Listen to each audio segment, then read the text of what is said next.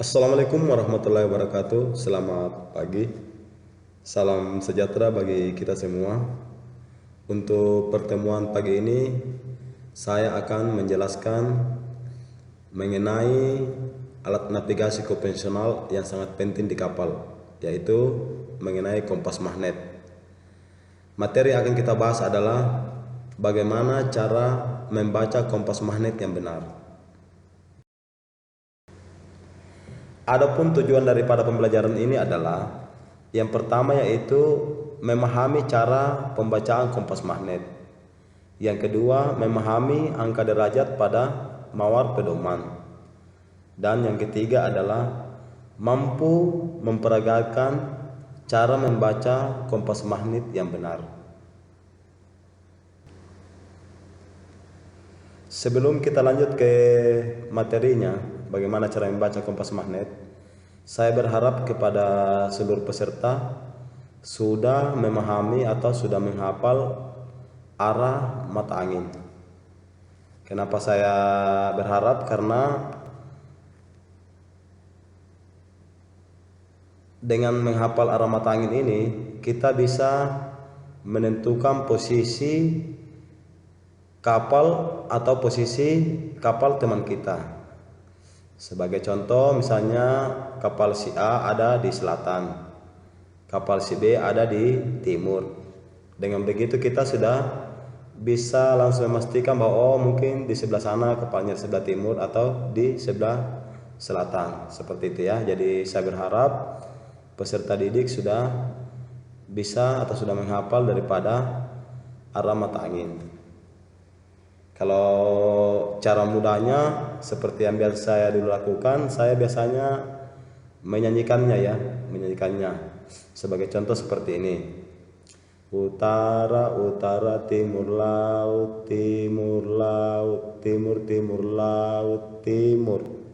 Timur menenggara, tenggara, selatan menenggara, selatan. Selatan barat daya, barat daya, barat barat daya, barat. Barat barat laut, barat laut, utara barat laut, utara. Seperti itu ya. Bisa dicontoh atau bisa menggunakan cara lain lah. Intinya bagaimana supaya peserta didik bisa menghafal arah mata angin tersebut. Ini salah satu contoh gambar daripada mawar pedoman. Sekarang bagaimana cara membaca kompas magnet? Cara membaca kompas magnet adalah bagaimana menyatukan angka derajat pada mawar pedoman yang dikehendaki dengan tanda pada ketel pedoman atau tanda pada garis layar. Garis layar yang dimaksud di sini adalah garis hitam atau merah pada bagian atas ketel pedoman yang berfungsi sebagai garis haluan atau lunas kapal. Jadi pada prinsipnya tanda hitam pada ketel pedoman itu sebenarnya adalah haluan. Jadi di mana tanda pada ketel pedoman itu sebenarnya itulah haluan kapal kita. Seperti itu ya. Lalu bagaimana cara membacanya? Coba diperhatikan gambar ya.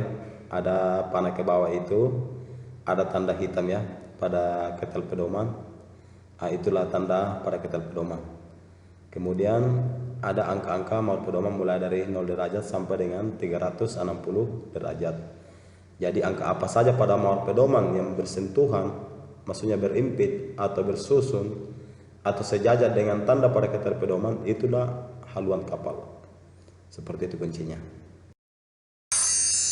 Sebagai contoh, misalnya ada pertanyaan, bagaimanakah haluan 300 derajat itu?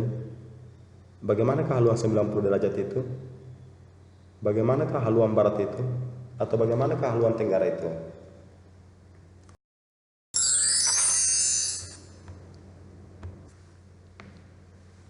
Bagaimanakah haluan 300 derajat itu? Yang dimaksud dengan haluan 300 derajat itu adalah bila angka 300 derajat pada mawar pedoman itu sudah sejajar atau sudah berimpit dengan tanda pada ketel pedoman. Coba diperhatikan gambar ya. Itu haluan 300 itu sudah sejajar dengan tanda pada ketel pedoman. bagaimanakah haluan 90 derajat itu? Nah, bila angka 90 derajat pada mawar pedoman itu sudah sejajar atau sudah berimpit dengan tanda pada ketel pedoman.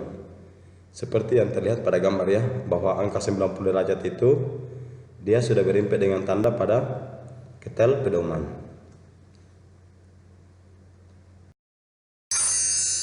Nah, untuk mempraktekannya, peserta didik bisa mempraktekkan di sekolah masing-masing ya. Ini sebagai contoh bagaimana cara membaca kompas magnet yang benar. 90 derajat itu Coba diperhatikan. haluan 90 derajat adalah apabila angka 90 derajat pada mawar pedoman itu bakal lurus atau sejajar dengan tanda pada ketel pedoman. Sebagai contoh, kalau misalnya kompas magnet ini adalah kemudi, maka kita harus putar kompas ini atau anggap kemudi ini ke haluan 90 derajat. Ya, Kompas ini perhatikan ya. atau anggap kemudi ini ke haluan 90 derajat. Ya, perhatikan ya. Jadi kita putar kompasnya bagaimana supaya tanda hitam pada ketel pedoman itu Kompasnya sejajar dengan bagaimana supaya tanda hitam Angka pada ketel pedoman itu 90 derajat sejajar dengan seperti ini. angka Nah, ini yang dinamakan dengan 90 haluan derajat. 90 derajat. Jadi saya ulangi, Ini yang haluan dinamakan 90 dengan derajat itu haluan adalah apabila angka 90 pada mawar pedoman haluan 90 sudah sejajar derajat itu dengan adalah tanda apabila hitam angka pada 90 ketel pedoman. pada mawar pedoman sudah sejajar dengan tanda hitam pada ketel pedoman. Contoh lain ya, supaya bisa lebih jelas. Contoh lain ya. Contoh lain misalnya haluan Contoh lain misalnya 300. 300. Bagaimana haluan 300 derajat itu? Berarti Bagaimanakah haluan 300 apabila derajat itu? angka 300 derajat pada mawar pedoman itu sudah sejajar dengan tanda pada ketel pedoman. dengan tanda pada Nah, jadi bagaimana kita memutar haluan kapal Jadi bagaimana kita memutar supaya haluan angka kapal 300 derajat itu sejajar supaya dengan angka tanda 300 pada ketel derajat itu pedoman. sejajar dengan tanda pada ketel pedoman.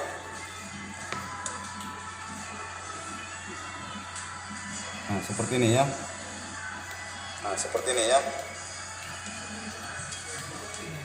Nah, jadi angka 300 sudah berimpit Nah, jadi atau sudah bersusun dengan tanda pada dengan ketel pedoman. tanda pada Ya. Demikian juga dengan haluan Demikian kapal juga dengan lainnya seperti itu. haluan kapal. Oke, saya kira lainnya, cukup ya. seperti itu.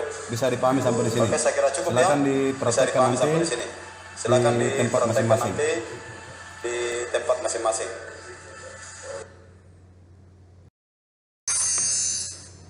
Baik, untuk lebih memahaminya lagi, teman-teman atau anak-anak saya atau peserta didik bisa mencoba di sekolah masing-masing ya.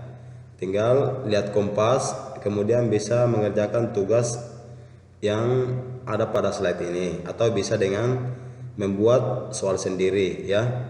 Silakan diamati kompasnya, lihat mawar pedoman, tuliskan kesamaan derajat dari antara arah mata angin dengan angka derajat.